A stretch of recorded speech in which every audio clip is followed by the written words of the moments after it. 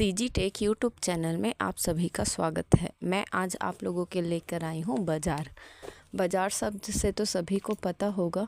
बाज़ार एक ऐसा वो है जो लोगों को हर प्रकार से प्रभावित करता है, चाहे वो क्रेता के लिए हो या विक्रेता के लिए हो या सरकार के लिए हो। बाज़ार सभी के लिए बहुत ही इम्पोर्टेंट है। क्रेता अपना सामान बेच के अपनी आजीविका चलाता है, विक्रेता सामान खरीद के अपनी जीविकोपार्जन करता है। सरकार भी या तो सामान बेचती है या सामान खरीदती है, चाहे वो दूसरे देश से हो या खुद के देश के किसानों से, और या कोई अगर कर रहा है तो उससे टैक्स लगा के।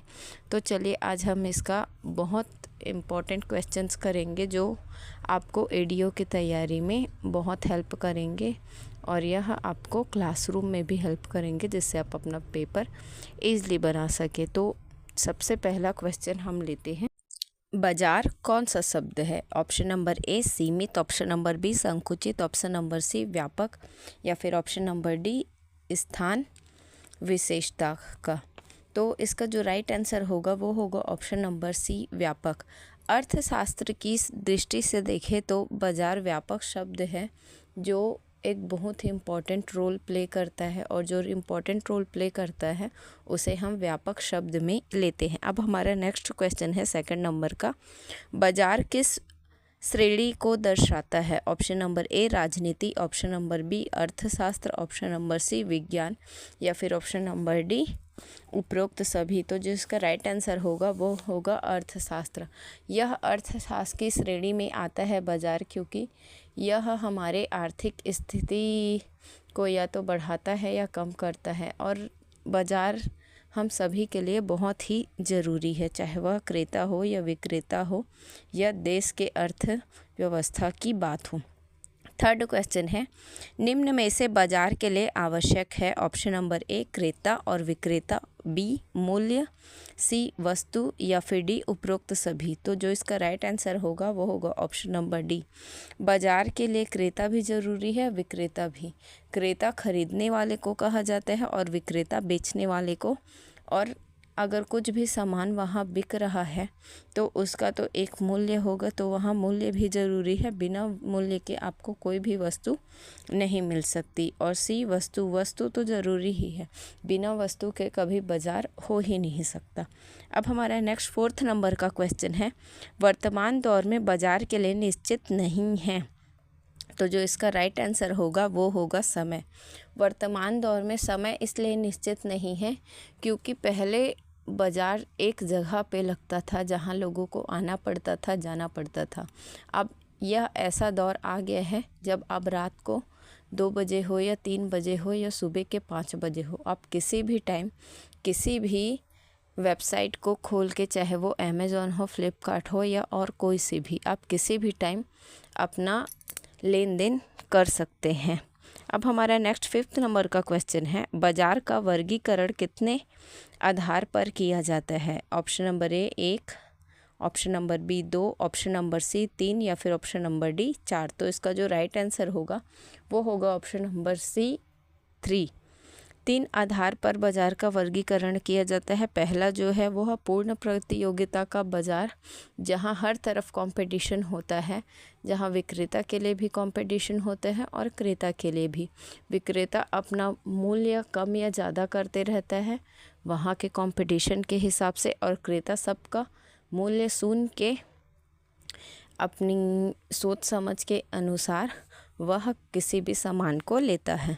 और अपूर्ण प्रतियोगिता का बाजार, जहाँ कोई प्रतियोगिता नहीं होती, आप एक निर्धारित मूल्य कर लीजिए जहाँ पर आपको ना ज़्यादा कम करना पड़ेगा ना बढ़ाना पड़ेगा, वैसे ही आपका सामान बिक जाएगा। और एकाधिकार का बाज़ार, एकाधिकार का बाज़ार ऐसा होता है जहाँ एक ही बाज़ार, एक ही विक्रेता होता है जो अपना चाहे तो मनचाहा मूल्य निर्धारित कर सकता है। जहाँ पर केवल एक ही दुकान होती है वहाँ का सामान हमेशा हाई रेट पर ही बिकता है। तो ऐसे बाज़ार को एकाधिकार का बाज़ार कहा जाता है, जहाँ पर आपके पास और वो सामान को ख़रीदने के अलावा और कोई ऑप्शन नहीं होता है। अब हमारा नेक्स्ट 6 नंबर का क्वेश्चन है, अर्थशास्त्र के अनुसार बाजार के लिए आवश्यक नहीं है। ऑप्शन नंबर ए क्रेता, ऑप्शन नंबर बी विक्रेता, ऑप्शन नंबर सी वस्तु या फिर ऑप्शन नंबर डी स्थान। तो जो इसका राइट आंसर होगा वो होगा स्थान। अर्थशास्त्र के अनुसार स्थान यहाँ पर आवश्यक नहीं है, क्योंकि आप किसी भी स्थान में एक ही स्थान पे रह के पूरे विश्व में सामान नहीं बेच सकते, इसीलिए आपको हर जगह करनी होगी। तो आप एक स्थान से दूसरे स्थान, बस आपकी ख्याति अच्छी होनी चाहिए।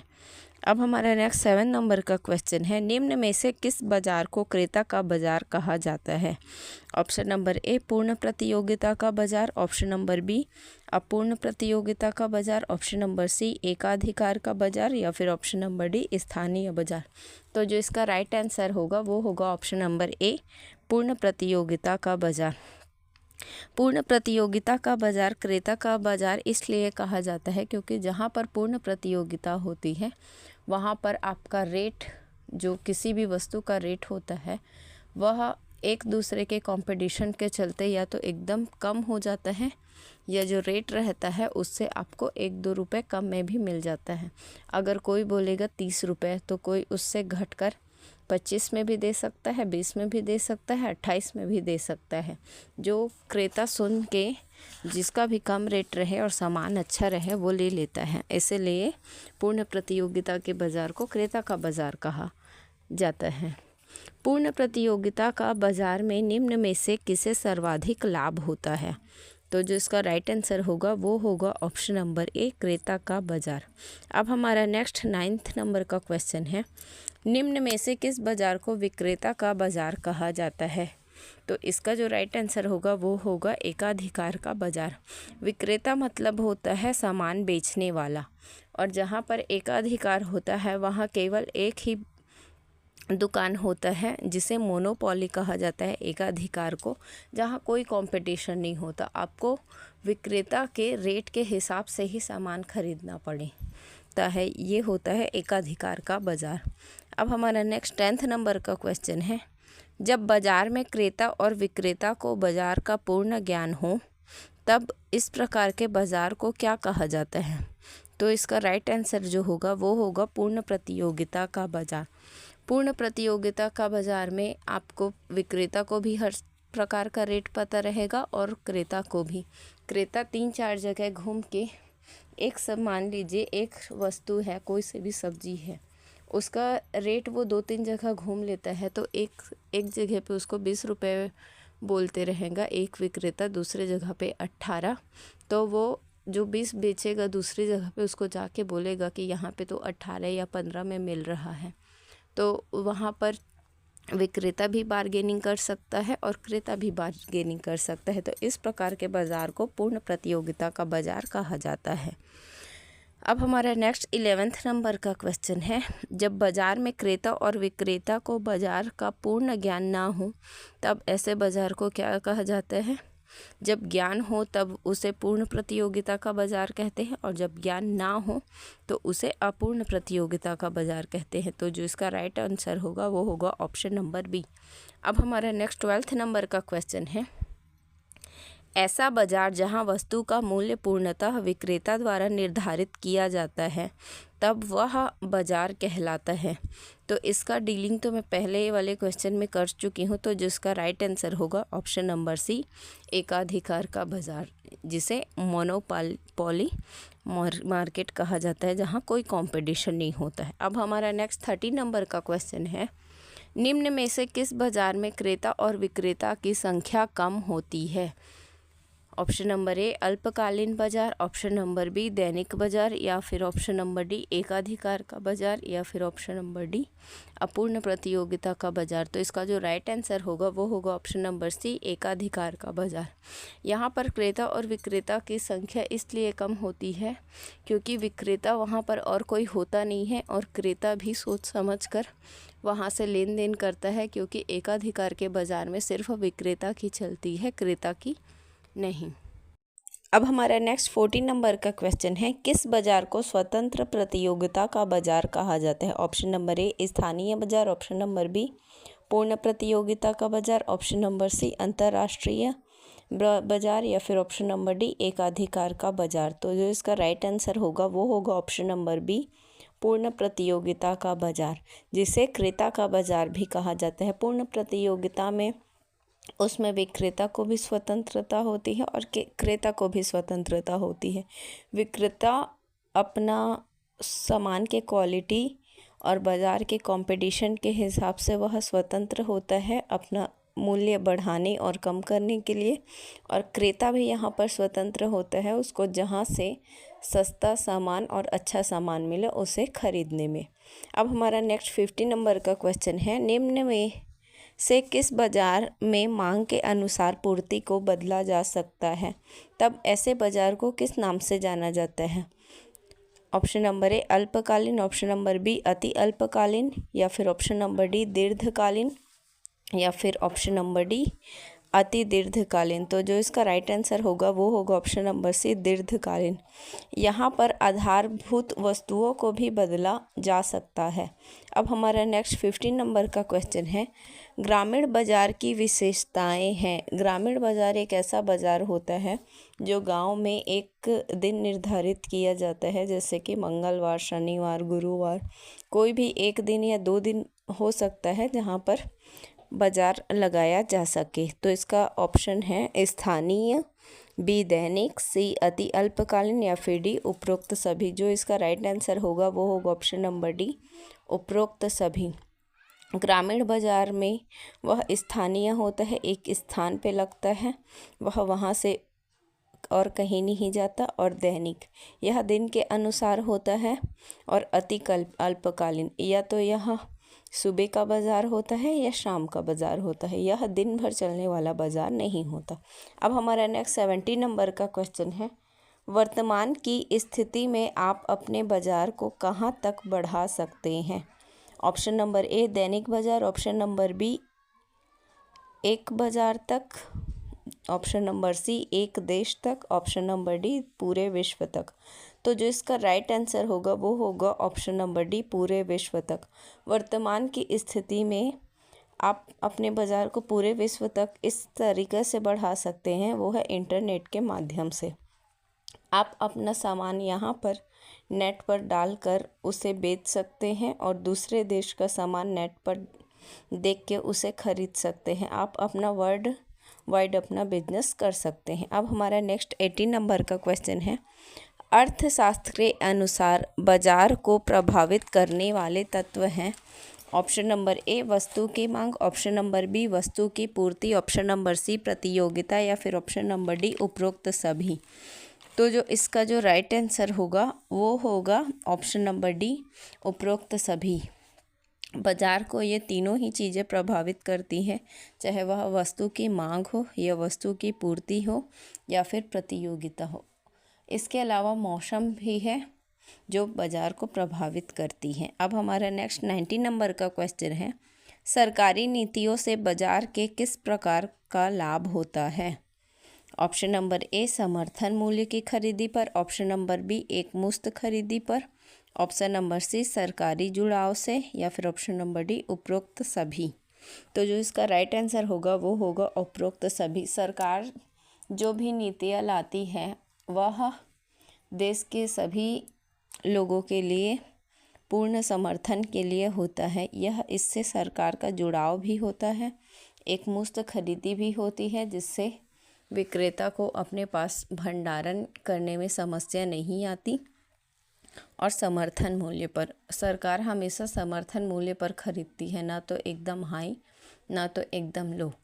एकदम हाई पर भी खरीद सकती है पर एकदम लो पर नहीं खरीदती, क्योंकि सरकार अपनी जनसंख्या में जितने भी लोग हैं सभी के लिए एक लाभ निर्धारित करती है, जिससे किसी को हानि ना हो। अब हमारा नेक्स्ट 20 नंबर का क्वेश्चन है, जब मांग के अनुसार पूर्ति समायोजित ना हो सके तब वह बाजार कहलाता है। अति अल्पकालीन बाजार, अल्पकालीन बाजार, दीर्घकालीन बाजार, या इनमें से कोई नहीं।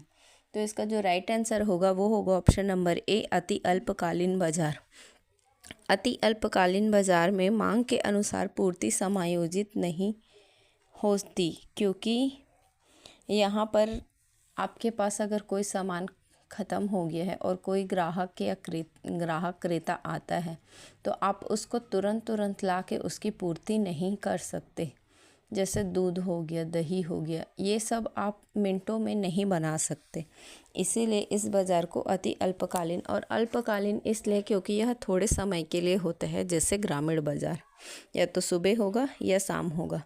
अब हमारा नेक्स्ट 21 नंबर का क्वेश्चन है, अति अल्पकालीन बाज़ार की वस्तुएं हैं। ऑप्शन नंबर ए दूध दही घी, ऑप्शन नंबर बी मछली मांस अंडा, ऑप्शन नंबर सी सब्जियां फल, या फिर ऑप्शन नंबर डी उपरोक्त सभी। तो जो इसका राइट आंसर होगा वो होगा ऑप्शन नंबर डी उपरोक्त सभी। अति अल्पकालीन बाज़ार ज़्यादातर ग्रामीण क्षेत्र में लगता है और इसमें चाहे वह दूध दही हो, मांस मछली हो, सब्जियां फल हो, ये सब मिलते हैं और इसकी पूर्ति आप उस बाज़ार के अंत तक ही कर सकते हैं, उसके बाद नहीं।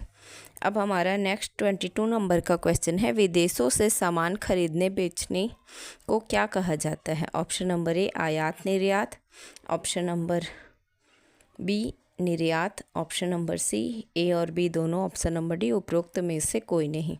तो जो इसका राइट आंसर होगा वो होगा ऑप्शन नंबर सी आयात और निर्यात। आयात मतलब सामान को लाना होता है और निर्यात मतलब सामान को बेचना। यह ज़्यादातर इंटरनेशनल मार्केट के लिए यह यूज किया जाता है, जिसे इम्पोर्ट और एक्सपोर्ट कहा जाता है।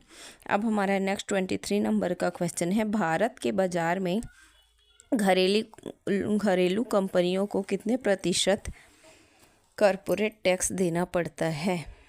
ए 20%, बी 30%, सी 40% या फिर डी 50%। तो जो इसका राइट आंसर होगा वो होगा ऑप्शन नंबर बी 30%। ये जो कॉरपोरेट टैक्स है वो केवल भारत में लगता है और ज़्यादातर विदेशी कंपनियों को 40% भारत में व्यापार करने के लिए टैक्स देना पड़ता है। अब हमारा नेक्स्ट क्वेश्चन है, विदेशी कंपनियों को भारत में व्यापार करने के लिए कौन सा टैक्स देना पड़ता है। Option number A corporate tax, option number B GST, option number C A और बी दोनों, या फिर ऑप्शन नंबर डी इनमें से कोई नहीं। तो जो इसका राइट आंसर होगा वो होगा ऑप्शन नंबर सी ए और बी दोनों। यहाँ पर कॉरपोरेट टैक्स भी देना पड़ता है और जीएसटी भी, या तो दोनों को मिलाकर एक जीएसटी ही लिया जाता है। अब हमारा नेक्स्ट 25 नंबर का क्वेश्चन है, पूरे विश्व में कौन सा एक ऐसा देश है जो पूरा 100% टैक्स फ्री है। तो जो कुवैत है वह पूरा 100% टैक्स फ्री देश है, जो सऊदी अरब ने व्यक्तिगत रूप से डायरेक्ट टैक्स को समाप्त कर दिया है। कुवैत किस में आता है, सऊदी अरब में। यहाँ पर व्यक्तिगत रूप से जो आय होती है उसमें टैक्स देना नहीं पड़ता, यह समृद्ध देशों में से एक है। अब हमारा नेक्स्ट 26 नंबर का क्वेश्चन है, भारत का कौन सा राज्य टैक्स फ्री है। तो जो इसका राइट आंसर है वो होगा ऑप्शन नंबर डी सिक्किम। अनुच्छेद 371F के अनुसार आयकर अधिनियम के तहत यहाँ पर छूट प्रदान की जाती है, जो 1961 में लागू हुआ था। अब हमारा नेक्स्ट 27 नंबर का क्वेश्चन है, भारत के बाज़ार पर सोने की खरीदी पर कितने प्रतिशत जीएसटी लगती है। तो इसका जो राइट आंसर होगा वो होगा ऑप्शन नंबर सी 3%। आप जब भी सोने की खरीदी करें, चाहे वो विदेश से करें या घरेलू से, तो वहाँ पर 3% जीएसटी लगती ही है। यह भारत के लिए है, विदेशों के लिए नहीं। 1.5% सेंट्रल जीएसटी लगती है सीजीएसटी, और 1.5% एसजीएसटी मतलब राज्य कर। अब हमारा नेक्स्ट 28 नंबर का क्वेश्चन है, पेट्रोल डीजल पर केंद्र सरकार कितना एक्साइज ड्यूटी लगाता है। तो इसका जो राइट आंसर होगा वो होगा पेट्रोल पर 19.90% और डीजल पर 15.80%। यह पेट्रोल की खुदरा मूल्य पर लगाया जाता है, जो पेट्रोल के लिए 55% पर मान्य होता है और डीजल के लिए 50% पर। अब हमारे नेक्स्ट 29 नंबर का क्वेश्चन है, पेट्रोल डीजल पर भारत सरकार कितने प्रतिशत जीएसटी लगाती है। तो जो इसका राइट आंसर होगा वो होगा ऑप्शन नंबर बी 18%। पेट्रोल और डीजल जितने भी पेट्रोलियम प्रोडक्ट्स हैं उस पे 18% जीएसटी लगाई जाती है। अब हमारा नेक्स्ट 30 नंबर का क्वेश्चन है, जो कि इस सीरीज़ का लास्ट क्वेश्चन है, सरकारी नीतियाँ किस बाजार को समर्थन करती है? ऑप्शन नंबर ए शहरी बाजार को, ऑप्शन नंबर बी ग्रामीण बाजार को, ऑप्शन नंबर सी अंतर्राष्ट्रीय बाजार को, या फिर ऑप्शन नंबर डी केंद्रीय बाजार को। जो सरकारी नीतियाँ होती है वो सभी बाजार को समर्थन करती है, परंतु जो ग्रामीण बाजार होता है उसको विशेष रूप से वह समर्थन करती है। तो इसका राइट आंसर होगा ऑप्शन नंबर बी। ये वीडियो आपको पसंद आ रहा हो तो इसको लाइक करिएगा, और अगर ऐसे ही और टॉपिक्स पर वीडियो चाहिए तो कमेंट करिएगा।